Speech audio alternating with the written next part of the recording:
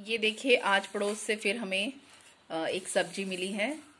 ये देसी पालक और साथ में लस्सी। ये है लस्सी।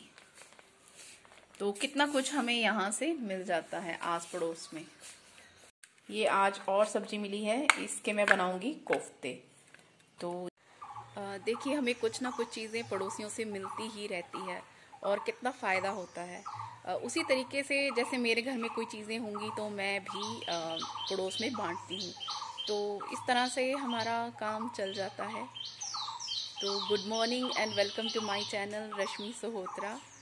मुझे किसी ने पूछा था कि आप जब खाना बनाती हैं तो इतने कम मसाले क्यों इस्तेमाल करती हैं।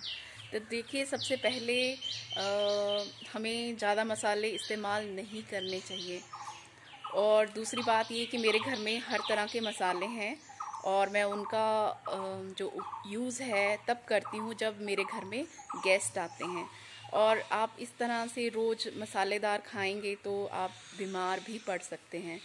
तो कुछ मसाले हमारी सेहत के लिए अच्छे नहीं होते हैं और जब हम कभी कभार खाते हैं इन चीज़ों को तो उसका टेस्ट भी बहुत अच्छा लगता है।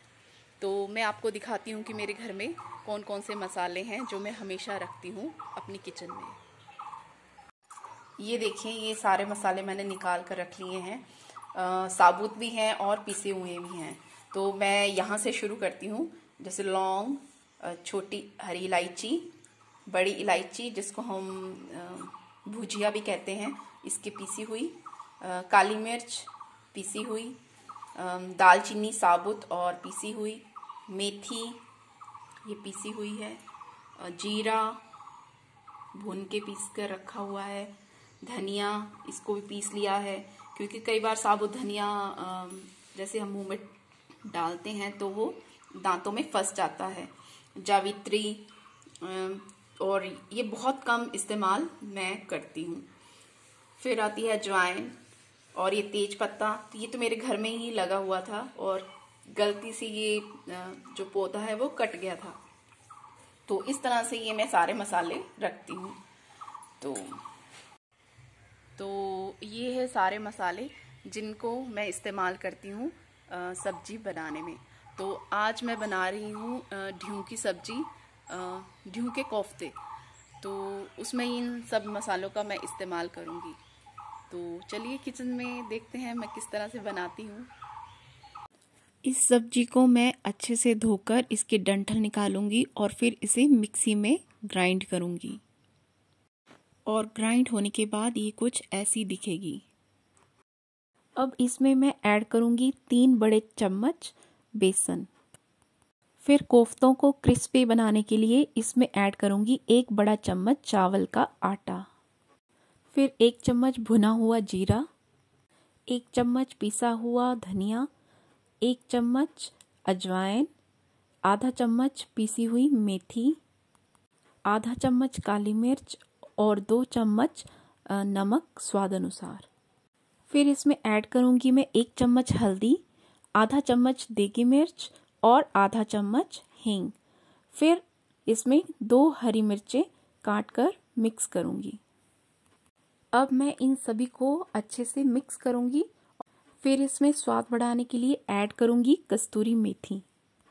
फिर मैं इन सभी के छोटे छोटे बॉल्स बनाती जाऊंगी और प्लेट में रखती जाऊंगी। अब इन बॉल्स को मैंने कर लिया है तैयार। अब मैं इनको करूंगी सरसों के तेल में डीप फ्राई। इन कोफ्तों को तलने के लिए मैं लूंगी सरसों का तेल और जब तेल गर्म हो जाएगा फिर इसमें मैं इन सभी को डीप फ्राई करूंगी। इन सभी कोफ्तों को मैं धीमी आंच पर पकाऊंगी ताकि ये अंदर से अच्छे से पक जाएं।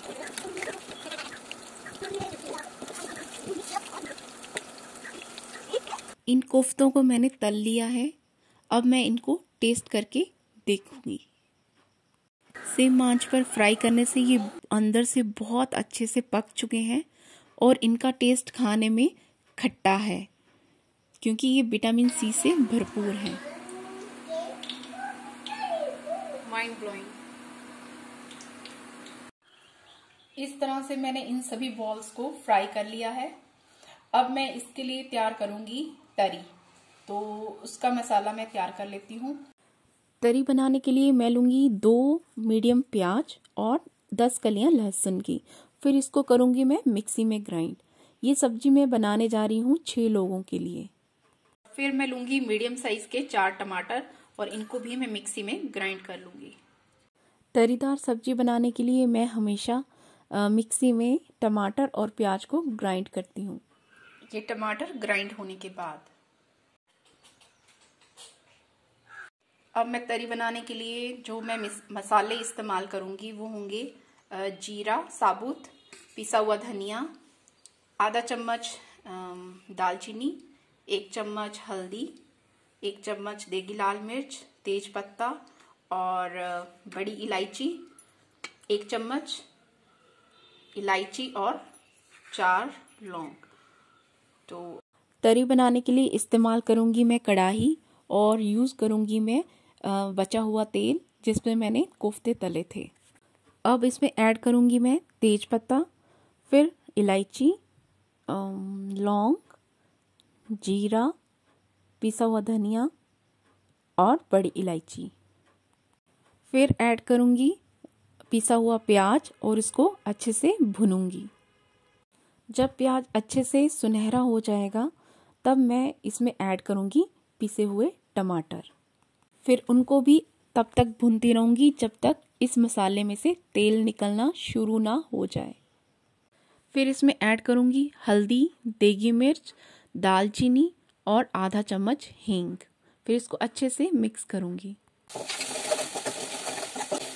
फिर मैं डालूँगी इसमें 1 चम्मच नमक, क्योंकि नमक मैं ऑलरेडी पकोड़ों में भी डाल चुकी हूँ, तो इससे ज़्यादा ना हो जाए तो पहले मैं थोड़ा डालूँगी, फिर टेस्ट करूँगी तरी को, फिर उसके बाद मैं और डाल दूँगी। और इसको हम तब तक भूनते रहेंगे जब तक इसमें से तेल निकलना शुरू नहीं हो जाता।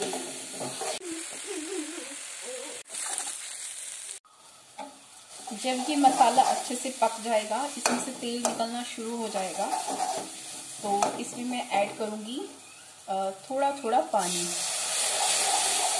अब आपने कितनी गाढ़ी तरी बनानी है ये आपके ऊपर डिपेंड करेगा।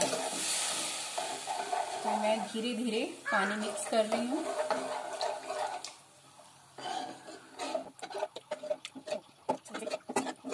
और इसको कढ़ने के लिए मैं रख दूँगी।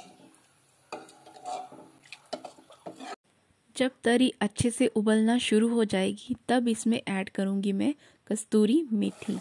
और अब मैं ऐड करूँगी इसमें ये कोफ्ते,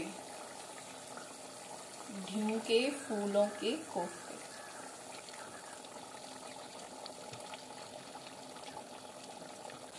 और कुछ मैं एज इट इज़ रहने दूँगी, इनको चाय के साथ खाऊँगी। और इसकी बन गई सब्जी तरीदार। और एक सब्जी और है जो तली हुई बनानी है, तो उसको बना लेते हैं। अब मैं इन कटे हुए ढ्यूं को भी फ्राई कर लूँगी। इसकी मैं सब्जी बनाऊँगी। इन ढ्यूं के फूलों को मैं तेल में अच्छे से फ्राई करूँगी और फ्राई होने के बाद फिर इनको मैं प्लेट में निकाल लूँगी। अब मैं ढ्यूं की तली हुई सब्जी बनाने के लिए वैसे ही मटेरियल लूँगी जैसा मैंने तरीदार सब्जी के लिए लिया था।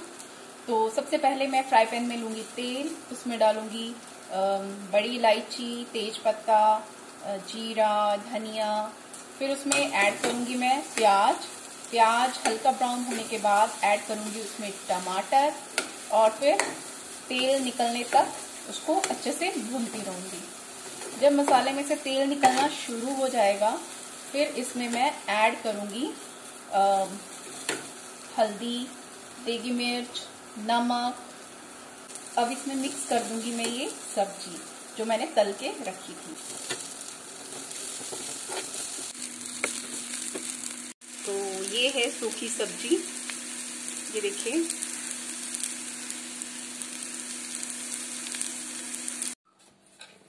अब ये सब्जियां बिल्कुल तैयार हैं, इनको मैं बर्तन में निकाल लूंगी और खाने के लिए रेडी है। तो ये है मेरी सब्जियां बनकर तैयार। ये है ढ्यू के फूलों के कोफ्ते और ये है ढ्यू की सूखी सब्जी। तो ये दोनों रेडी हैं। आप लंच में इसे चावल के साथ या फिर चपाती के साथ खा सकते हैं। तो ये है औषधीय गुणों से भरपूर ढ्यूं, बड़हर और मंकी जैक फ्रूट से बनी हुई सब्जियां। और ये है पकोड़े। तो अब मैं ये देने जा रही हूँ पड़ोस में। तो इस तरह से हम पड़ोस में इन चीज़ों का आदान प्रदान करते रहते हैं। तो आज का ब्लॉग आपको कैसा लगा, प्लीज़ कमेंट करके मुझे ज़रूर बताइएगा और मेरी वीडियो को लाइक शेयर भी करिएगा। और जिन्होंने सब्सक्राइब नहीं किया है वो प्लीज़ जल्दी से सब्सक्राइब भी कर लीजिए, ताकि मैं आपको इसी तरह से सीजनल वेजिटेबल्स के बारे में बताती रहूं। धन्यवाद।